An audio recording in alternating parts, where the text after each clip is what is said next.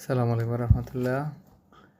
Korean ভাষা সম্পূর্ণ নতুনদের জন্য কোরিয়ান ভাষা বেসিক শিখতে হলে অবশ্যই আপনাকে কোরিয়ান সর্বপ্রথমে আপনাকে শিখতে হবে কোরিয়ান স্বরবর্ণ 10টি। যেমন আমি আপনাদের সুবিধার্থে প্রত্যেকটা অক্ষর কোরিয়ান এবং বাংলা লিখে দেওয়ার চেষ্টা করছি।